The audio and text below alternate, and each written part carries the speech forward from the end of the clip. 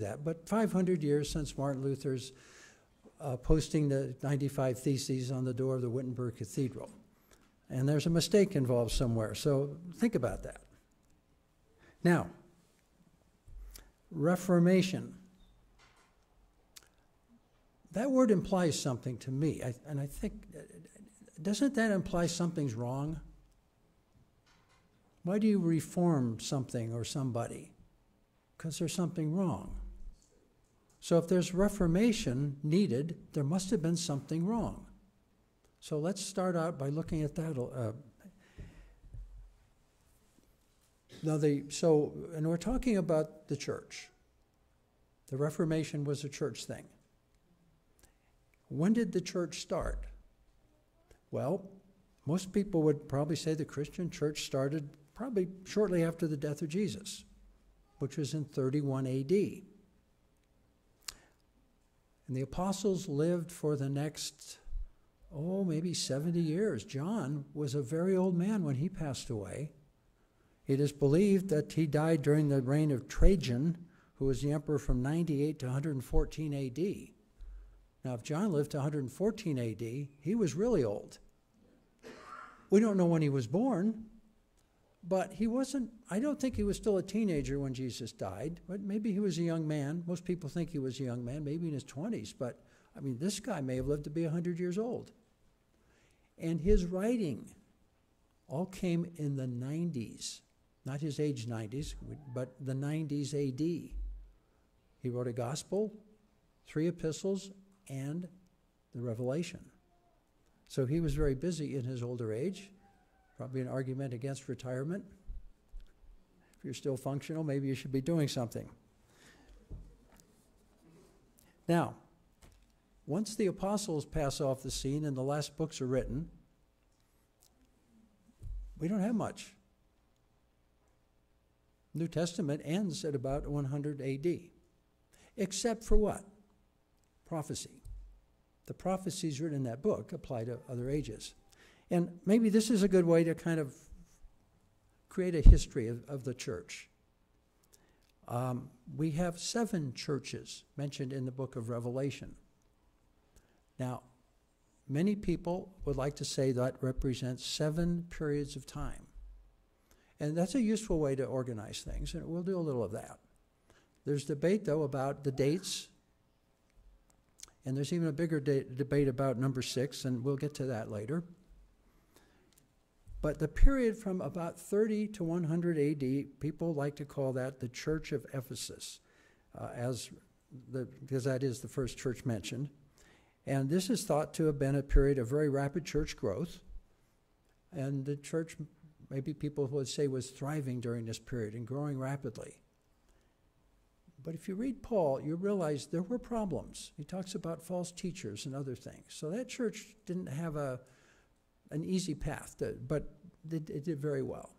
And as long as the apostles were around, probably things went better. Because if you're a false teacher trying to refute what somebody said and Paul walks in the room or something, you're in serious trouble.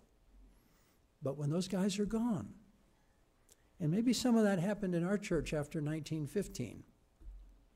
Think about that. Now, the church of Smyrna, the second church, people would say from 100 to the early 300s. Church of Pergamos, number 3, from the early mid-300s to maybe the early 500s, perhaps the date 538. Now, so in 538, the fourth church appears on the scene. That is the church of, you're not all hollering this out, Thyatira. And this may have been the church period that lasted until 1517. Now, you know what happened then, right? The 95 Theses. That's when people would like to start the Reformation. So 538 may have been the date when the Roman church-state really came into power. There are a number of events that happened then. So here we have maybe the start of the Roman church-state. That's what some people like to refer to that as, lasting till the start of the Reformation. This period is also referred to as the Dark Age. or the Dark Ages. You've heard of that. Now, the Roman Church state, or the Roman Catholic Church, if you'd like to use that term, that's more common today, would like to tell us their start was during the time of the apostles. That sounds good.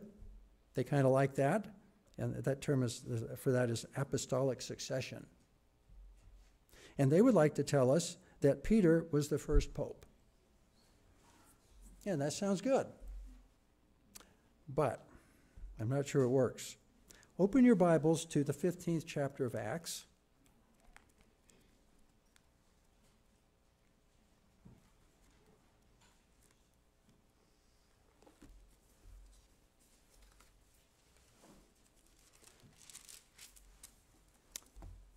This is the episode about the big council that met that decided on circumcision. And in verse 13, it reads, "And after they had held their peace, James answered, saying, 'Men and brethren, hearken unto me.'" And then he refers to Simeon, hath declared how God at the first did visit the Gentiles, and went on. Ever wonder why James is getting up and kind of taking charge? Maybe it was that he was in charge. Maybe James was the first leader of the church. And we believe this James is the brother of Jesus, who hadn't been his strongest supporter years previously. Now, go down to verse 19. I mean, I'll agree, that argument might be a little weak by itself, but look at verse 19.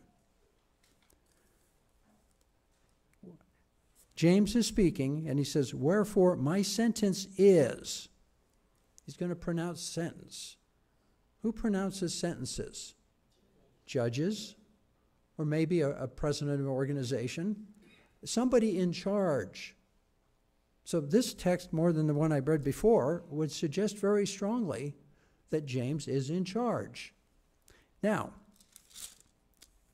God is often very good to us because he gives us more than just one episode to hang a doctrine on or a belief on. In Acts 12, oh, and by the way, Simeon. Who was Simeon? That's Peter. Simon Peter. There was a Simeon, remember, that held Jesus in the temple? I'm sure he's long gone by the time this happened. I mean, he basically said, now I can die. I've seen my Savior. So in Acts 12, verse 17, Peter's talking. But let me just go back to 16. Acts 12, verse 16. "But Peter continued knocking, and when they had opened the door and saw him, they were astonished. But he, beckoning unto them with the hand to hold their peace, declared unto them how the Lord had brought him out of the prison. And he said, Go show these things unto" who? James. Why James? I would suggest because he's the leader. So Scripture really does not support the idea that Peter was the first pope. The first leader of the church was James.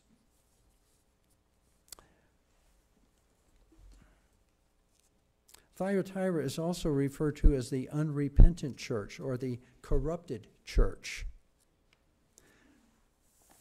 And it seemed like one of its biggest goals was to finish once and for all this change of the Sabbath from the seventh day to the first day. Now, that had already started. That had started, centuries before in small ways, little concessions here and there, some people keeping both. They got Constantine to pass a Sunday observance law in about 321. And then we have this statement from Eusebius. I don't know if I'm saying that correctly. You've heard of Eusebius. He was an early Catholic, he was a bishop, he was a writer, and he wrote, quote, "All things whatever that it was duty to do on the Sabbath, these we have transferred to the Lord's day." We referring, I believe, to the church of that time.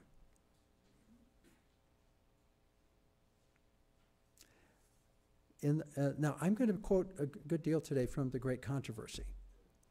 There aren't a lot of Bible quotes that I can pull on in this period because there aren't any, but this will help. And on page 577, we read, "A striking illustration of Rome's policy toward those who disagree with her was given in the long and bloody persecution of the Waldenses, some of whom were observers of the Sabbath."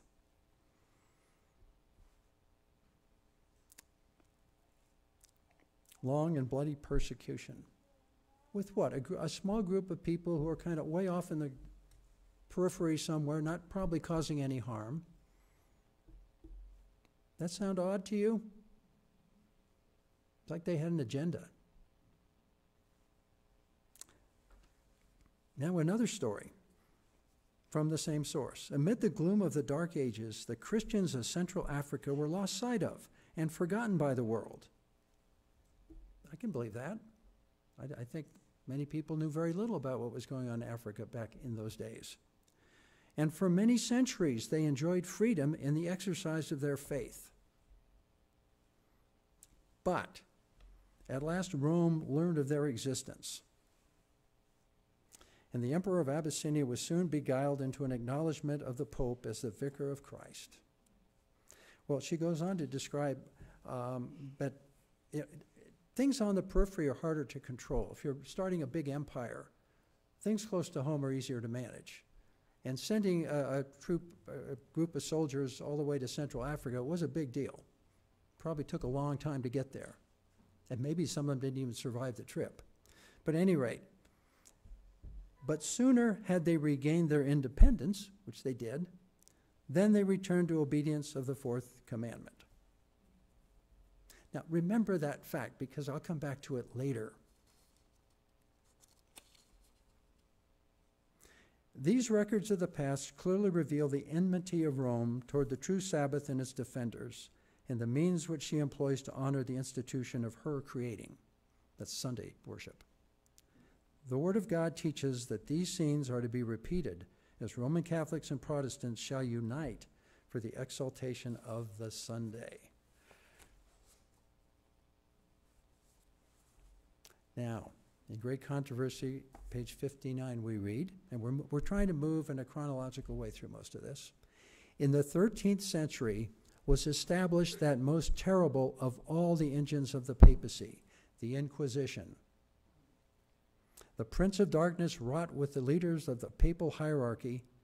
In their secret councils, Satan and his angels controlled the minds of evil men, while unseen in the midst stood an angel of God, taking the fearful records of their iniquitous decrees and writing the history of deeds too horrible to appear to human eyes. That's a strong statement.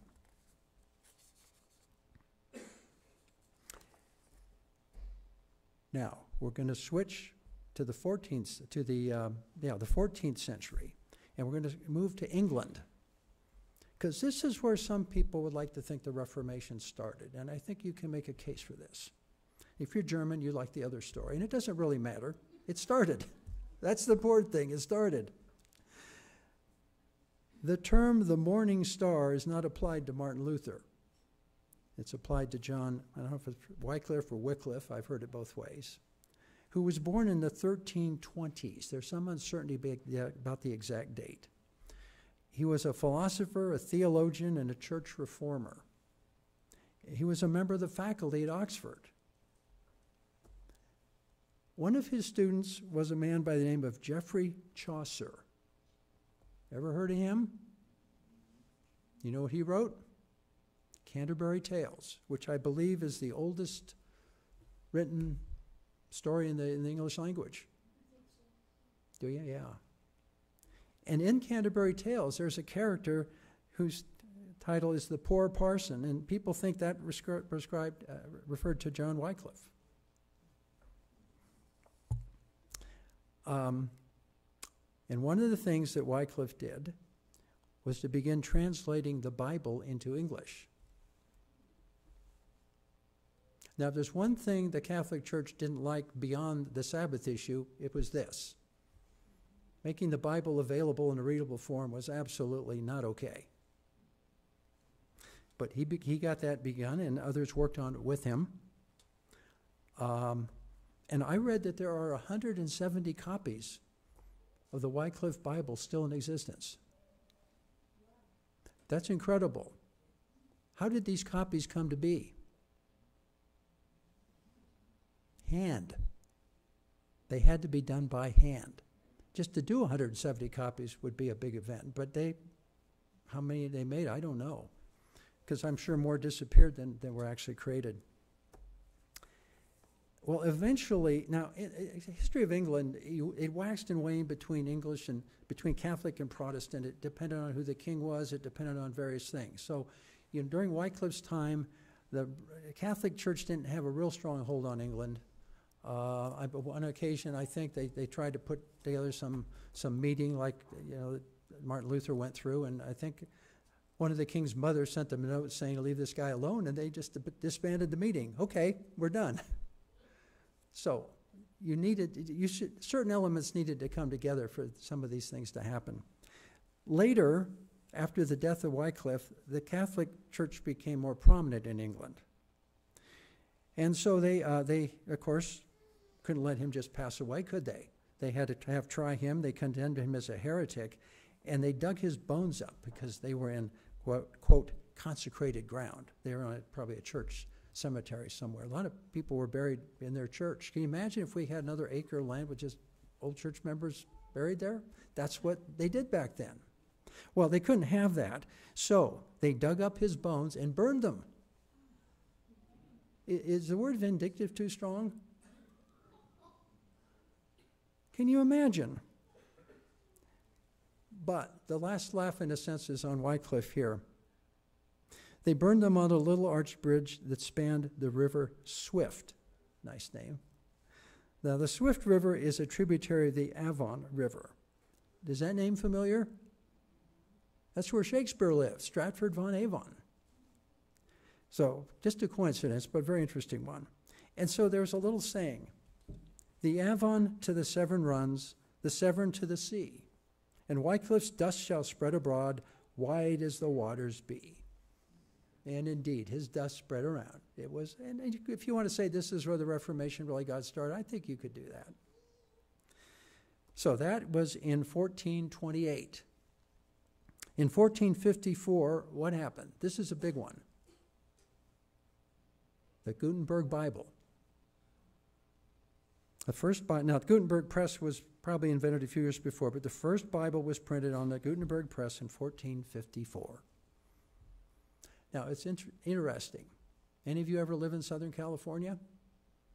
Do you realize you were near a Gutenberg Bible and a copy of, original of the Canterbury Tales? They're in the Huntington Library. If you're ever down there and have some time to do something worthwhile, you might find that one of the better choices. Okay, now, in the Gutenberg Bible, I believe he was German, so we're back to Germany. 1483, the birth of Martin Luther. 1483, Martin Luther was born.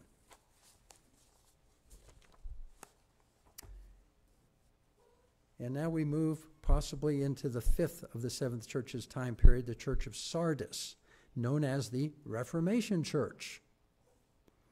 And this period would probably run 1517 to 1798. A date I will come back to later and explain to you. But some of you probably recognize that date. Now, in an older Adventist publication called Spirit of Prophecy, Volume 4, we read, "While one day examining the books in the library of the university, Luther discovered a Latin Bible. With mingled awe and wonder, he turned the sacred pages. With quickened pulse and throbbing heart, he read for himself the words of life, pausing now and then to exclaim, 'Oh, if God would give me such a book for my own.' Angels of heaven were by his side, and rays of light from the throne of God revealed the treasures of truth to his understanding."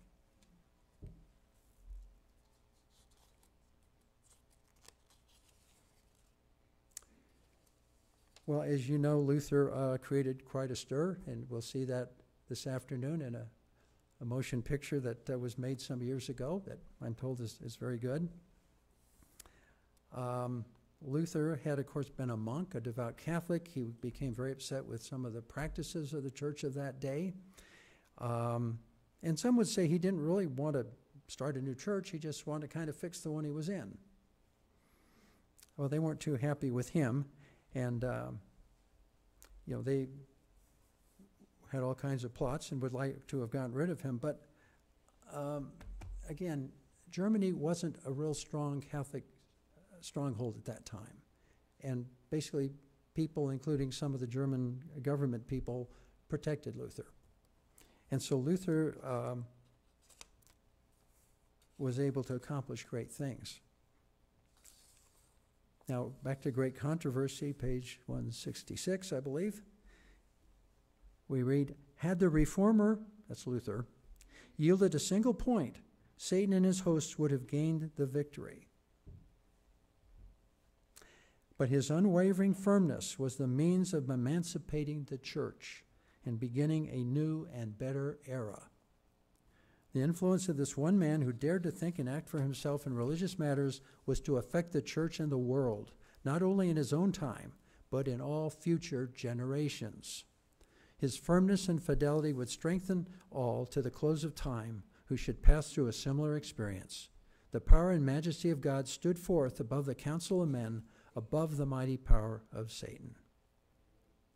And we read in Great Controversy that while he was being confined for his safety, really, he was very productive. It said his pen was never idle. He wrote many tracts, and I'll quote the exact wording, he also performed a most important service for his countrymen by translating the New Testament into the German tongue. So he did for them what Wycliffe had started for the English. Now, by this time, Martin Luther dies, I believe, in 1546. In 1588, we had, I believe, the rather famous episode dealing with the Spanish Armada. We talked about that, I think, a year or so ago, but let me give you a brief history of that. I'm going to quote Benjamin Wilkinson, an Adventist writer who wrote in the 30s. This is from a book called Our Authorized Version Vindicated. I strongly recommend you read it. But he wrote here that the English were going to do two things. The first, they had come up with their own English translation of the Bible. Now, if you wanted to have someone translate the Bible for you, would you pick someone who really didn't want anybody to read it or understand it? So this is what they brought out. Queen Elizabeth was furious when she found out about this. England would go from a Catholic monarch to a Protestant one back and forth. And of course, then the big blow up with Henry VIII was probably helpful for the cause. Then, of course, his daughter Bloody Mary was the queen for a short time. But then Elizabeth came to the throne for like 44 years. Not at all like her namesake, Elizabeth II, who is now 65. Incredible. But at any rate, no, she even tried to get some of the famous German writers to come over and work on this, but they felt that she had a better person already living there. But he was a Puritan, so that created an issue for her. But at any rate,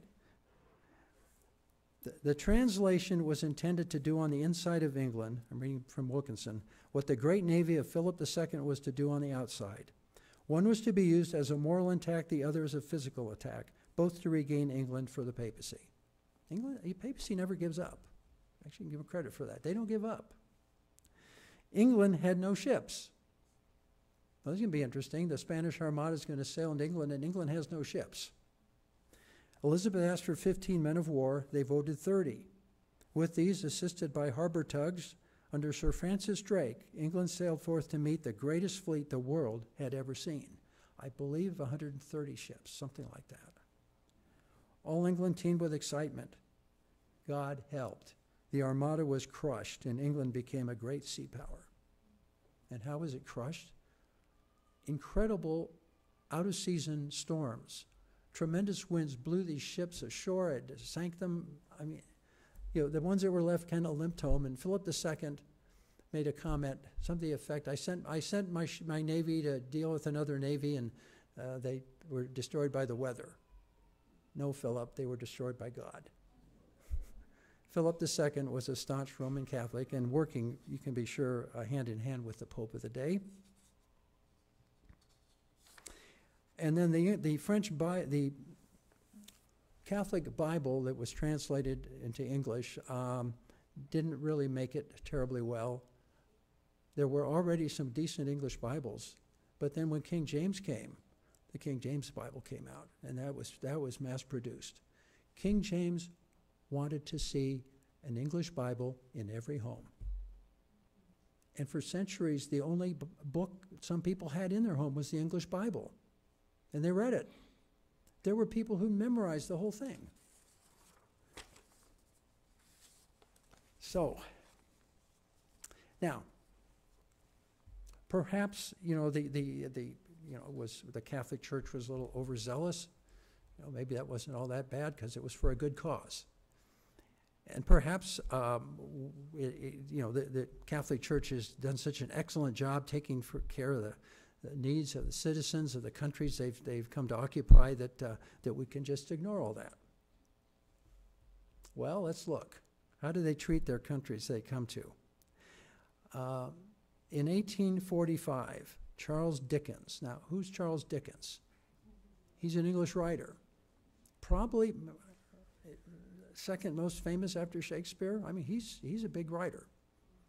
And this is what he wrote. In the Simplon, at the bridge of St. Maurice, where the Protestant canton ends and a Catholic canton begins, you might separate two perfectly distinct and different conditions of humanity by drawing a line with your stick in the dust on the ground. On the Protestant side, are you ready? Neatness, cheerfulness, industry, education, continued aspiration after better things. On the Catholic side, dirt, disease, ignorance, squalor, and misery. I have so constantly observed the like of this since I first came abroad that I have a sad misgiving that the religion of Ireland lies at the root of all her sorrows. I think Mr. Dickens was not impressed with the way Catholics were taking care of their people. John Emmerich Edward Dahlberg. You all heard of him? Has anybody heard of him? Well, he's better known by a different title. He was a British lord, and we know him as Lord Acton, also referred to as the Apostle of Liberty because he wrote lots of books about liberty. And he had a lot to say about the Catholic Church. But he's most famous perhaps, well, he's got one saying I'll read in a minute. Also, he wrote a letter after the Civil War to Robert E. Lee. And he said he said the English were upset that the South had lost the war because of liberty. And he made a comment that more was lost at Richmond, or more than was gained at Waterloo. That's where Napoleon had been defeated by the English. And that's another story. And Lee's response, his letter to Lee and Lee's response to him are incredible letters. They should all be read. At any rate, so Lord Acton is writing, I cannot accept your canon that we are to judge Pope and King unlike other men, with a favorable presumption that they did no wrong. If there is any presumption, it is the other way, against holders of power, increasing as the power increases. Historic responsibility has to make up for the want of legal responsibility. And then he said this, and I bet most of you have heard this. Power tends to corrupt, and absolute power corrupts absolutely. That's Lord Acton. Great men are almost always bad men, even when they exercise influence and not authority. Still more when you superadd the tendency of the certainty of corruption by authority.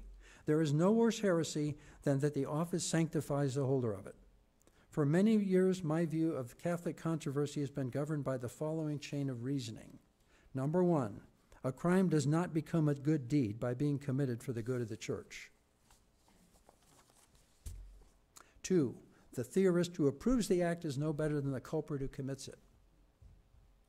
3, the divine or historian who defends the theorist incurs the same blame.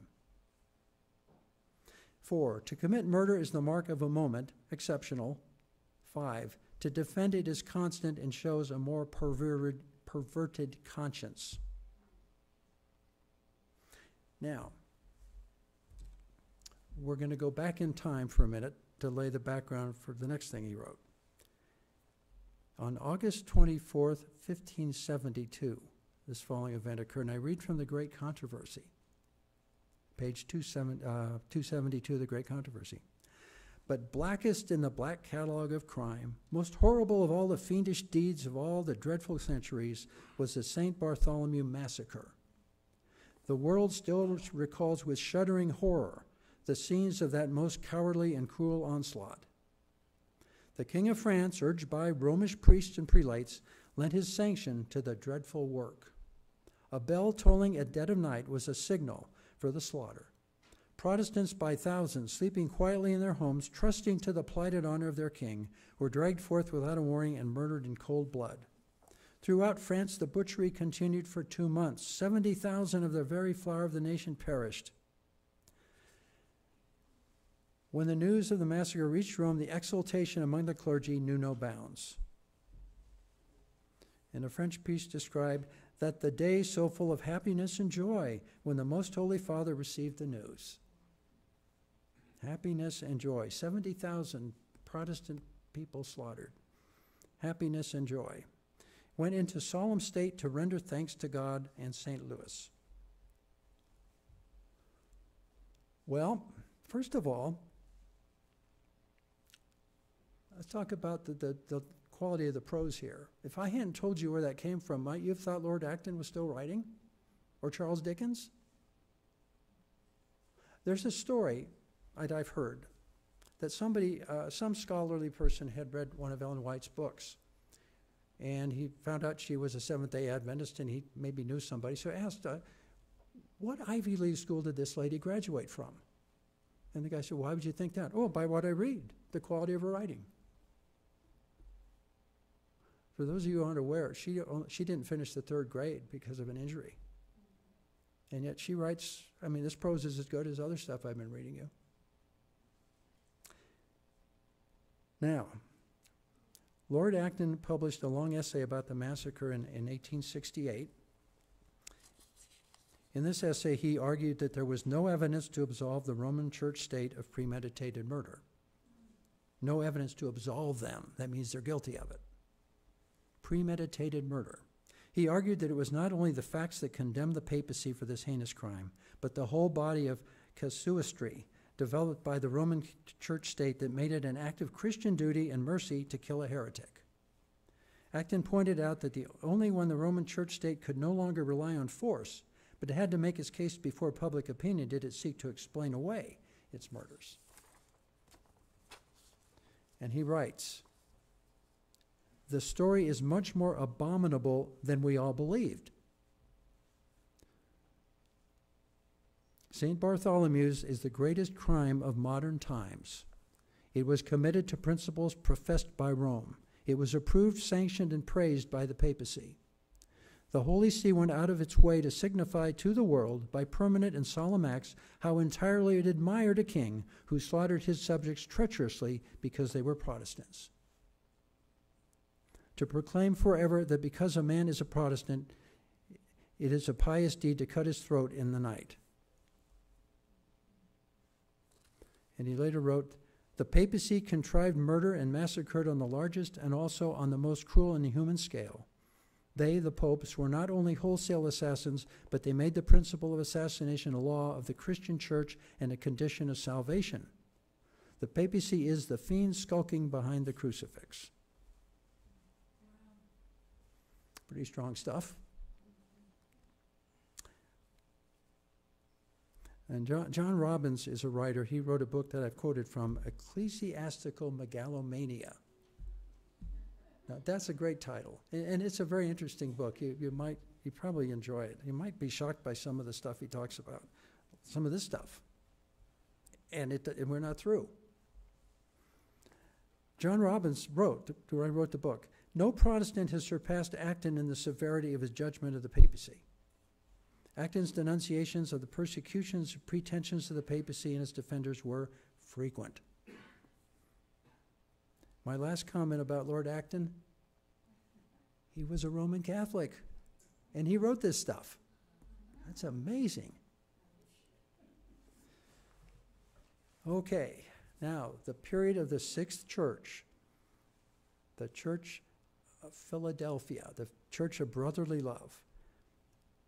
Most would start in 1798. Some would say it ended in 1830, some in 1833, some in 1844. And some of those dates are kind of familiar to you, and you can maybe understand why they'd say that. However, some, including one of my favorite speakers and writers, Leslie Harding, he took a different view. He said it doesn't end. He says the Church of Philadelphia survives to the end of time. Why? Because this is the Church of Brotherly Love. Many people would say elements of all 7 churches are still among us in various ways. I would hope, if that were true, that these elements would be very strong among us. But at any rate, this church period of 1798 began with a very significant event, as it was predicted in the book of Daniel, the arrest and deportation of the Pope, the so-called deadly wound. He was arrested by General Berthier, an officer in Napoleon's army. And I think he was taken to France, and he remained out of the Vatican. Well, he never came back. And the church remained out of the Vatican for some time. This was a great period for the Protestant church, because your number one troublemaker is sort of really out of the picture for a while. Out of the public picture, maybe even longer. I'm not sure. They never give up. But we, saw a lot of growth here, and we had, the absence of the Catholic Church, the maturing of a democratic country where religious freedom was a big thing back then, and fulfillment maybe of a prophecy. I had to find a Bible text somewhere to quote. Let's turn to Matthew 24.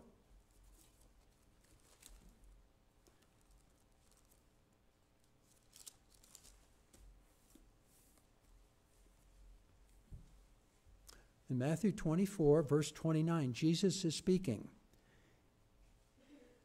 And he states, "Immediately after the tribulation of those days shall the sun be darkened, and the moon shall not give her light, and the stars shall fall from heaven, and the powers of the heavens shall be shaken."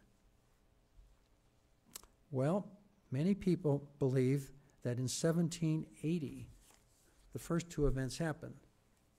The sun being darkened and the moon not giving her light. That happened on May 19th of 1780. But the stars falling from the heavens, that happened, I'll get you the exact date, November 13th, 1833. That's in this time period, just before 1844.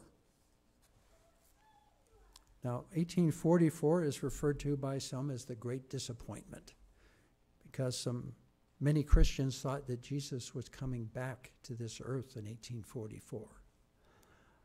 I think most of us believe something happened in 1844, but they didn't get it quite right. We believe Jesus entered another phase of his ministry in the heavenly sanctuary in 1844. But a lot of things were happening in 1844. And I would say that this movement maybe was what reopened the work of Martin Luther, which had kind of died out, lost steam. And the work of Martin Luther, I'm referring to sola scriptura, because a lot of the Protestant churches weren't really maybe as vigorous about that as they had been. And so one more church was formed, not immediately, but in 1863 out of that movement. I'm inclined to say maybe the last Protestant church. And that's us. James White said in 1847, "The Bible is a perfect and complete revelation. It is our only rule of faith and practice." I think Martin Luther might have liked that statement. In 1888, Ellen White wrote, I've read this to you before, but I think it's worth reading again. But God will have a people on the earth to maintain the Bible and the Bible only as the standard of all doctrines and the basis of all reforms. The opinions of learned men, the deductions of science, the creeds or decisions of ecclesiastical councils, as numerous and discordant as are the churches which they represent, the voice of the majority. Not one or all of these should be regarded as evidence for or against any point of religious faith. Before accepting any doctrine or precept, we should demand a plain, "Thus saith the Lord," in its support. Great Controversy, page 595. Well, the Adventist church and some other churches were growing, and some growing very well during this period of time. But the Roman Catholic Church was not totally out of the picture. I mean, Ellen White was still writing about them. They didn't get back to the Vatican until long after her death, well, long after, 14 years. But in 1929, the Roman Catholic Church regained the Vatican.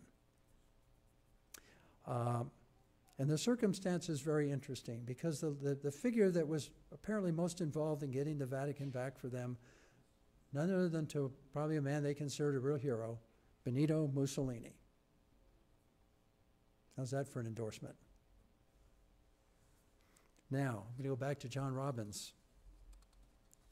The evidence outside of the Vatican's archives indicates the papacy encouraged, supported, and collaborated with both the Mussolini and Hitler regimes, as well as setting up its own totalitarian state in Croatia during the war.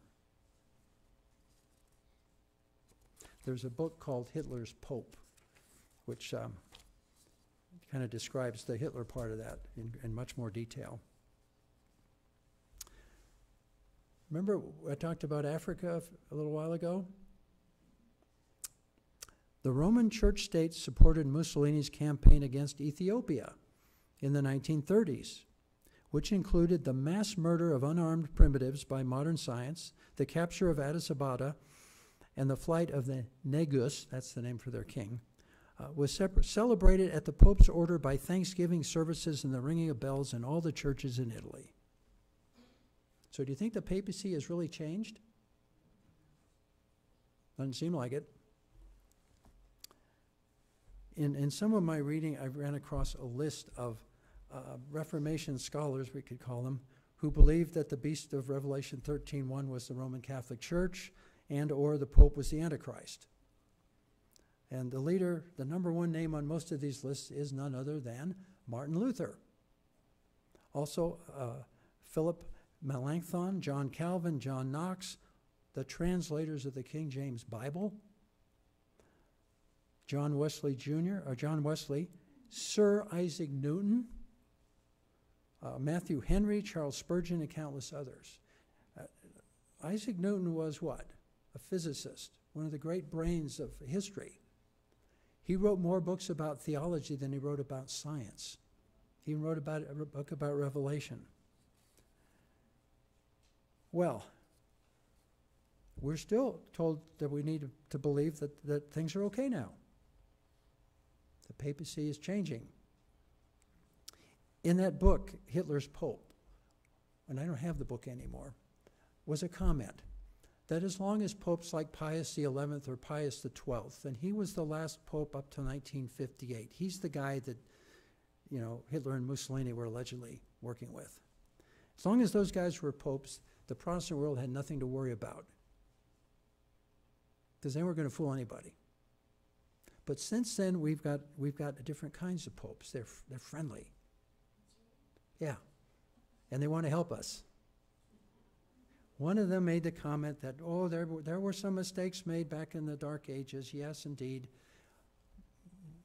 But not by the church, by church members.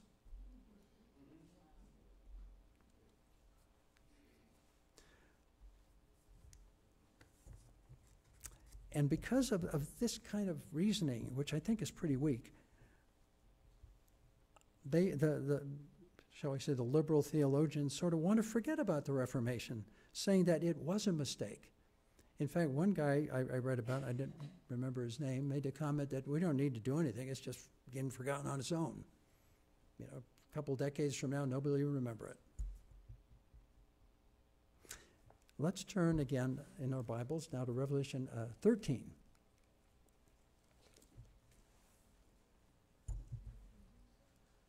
Revelation 13, verse 3. And this reads, "And I saw one of his heads, as it were, wounded to death, and his deadly wound was healed, and all the world wondered after the beast." Is the world wondering after Pope Francis? Yes. On September 24th, 2015, he spoke to a joint session of the United States Congress. That bother any of you? Bothered me. He had no business being there, I could see.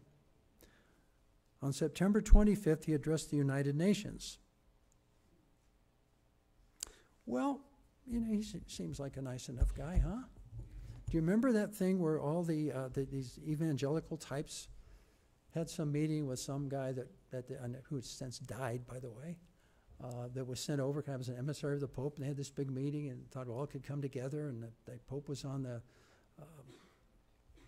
They had a video connection with the Pope, and he talked to them. And the latest thing in this past week, I saw a short video where one of those characters, the evangelicals, who I don't care for at all,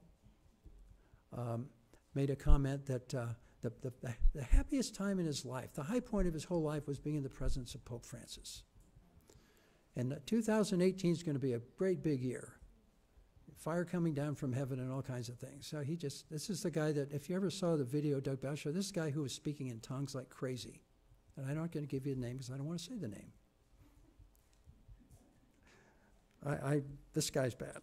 Any rate, so has the church really changed? Now, it didn't show much sign of change through World War II. It's still like they're doing some pretty bad stuff. Pope John Paul in 1984 was asked something, and he dismissed the widespread idea that one can obtain forgiveness directly from God. Pope John Paul says, no, you can't do that. What was his example? We should spend more time with our priests. You confess to a priest, you have to go to a priest to confess. And Pope Francis agreed with that, and even, at least for a time, gave the right to grant forgiveness to women who've had abortions to priests. They couldn't do that in the past, but he let them do that. They're still selling indulgences in various ways. Pope Francis still strongly teaches the traditions of praying to Mary and dead saints. The church teaches that it alone is the true church and the bride of Christ because its popes are thought to be successors of Peter. Well, you know what I think of that. It still teaches the doctrine of purgatory. But the worst thing of all is this. The Roman Catholic Church believes that its teachings take precedent over the Word of God. From Great Controversy, page 58. God's word has given warning of the impending danger. Let this be unheeded, and the Protestant world will learn what the purposes of Rome really are, only when it is too late to escape the snare. She is silently growing into power. Her doctrines are exerting their influence in legislative halls, in the churches, and in the hearts of men. She wrote this a long time ago. She is piling up her lofty and massive structures, in the secret recesses of which her former persecutions will be repeated. Stealthily and unsuspectedly, she is strengthening her forces to further her own ends when the time will come for her to strike. All that she desires is vantage ground, and this is already being given her. We shall soon see and shall feel what the purpose of the Roman element is. Whoever shall believe and obey the word of God will thereby incur reproach and persecution.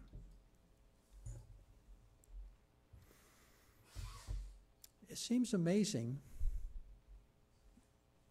if you study history almost at all, know almost anything, how could a Protestant get caught up in this business? What is happening? In 1889, Ellen White wrote this, and this to me is an incredible statement. Are you ready? It's found, by the way, you want to write this down, Review and Herald, December 24th, 1889.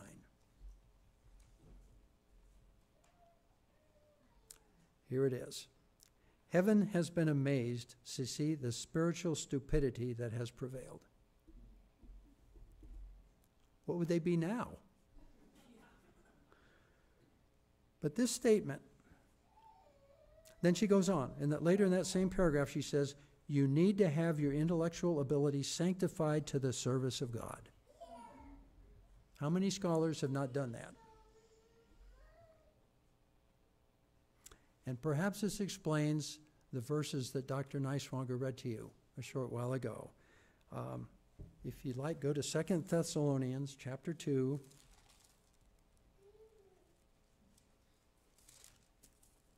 And we'll read verses 10, 11, and 12.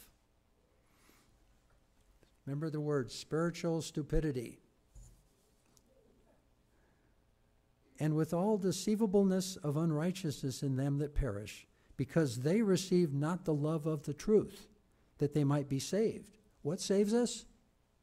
The love of the truth. Is that the Roman Catholic way? No. And for this cause God shall send them strong delusion, that they should believe a lie.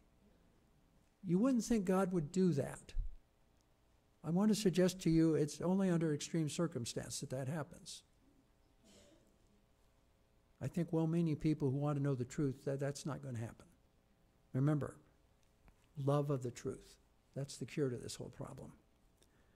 Verse 12, that they all might be damned who believed not the truth, but had pleasure in unrighteousness. Pretty heavy words, written by Paul. But does this explain what's going on in the world around us today? Does this explain what goes on in the Protestant church, the Protestant world, where people are wanting to get together with the Pope? There's a group of Protestants, I saw a thing the other day, that they're drawing up a letter or something, and a whole bunch of people are going to sign it, and they're calling themselves the Catholic such and such, with a small c, because the word Catholic, they say, doesn't belong to the Roman Church, because Catholic means everybody. It means widespread, and they say we should be able to use that word. I think that word has been tarnished enough, I wouldn't want to go near it. They are correct, but I mean, is that crazy? So can you see a few years from now this small c Catholic Church and the big C one will get together? And it smells bad. So, was the Protestant Reformation the great mistake? No, absolutely not. Not a mistake. The great mistake is believing that the Reformation was a mistake. That's the great mistake. Don't get suckered into that one. And my last comment is one to think about. The Protestant Reformation, not only was it not a mistake, it may be the most important event in world history since the resurrection of Jesus. Think on that one. And how appropriate, we're going to end with a closing song written by Martin Luther. Maybe the most famous hymn of all. It's hymn number 506, A Mighty Fortress.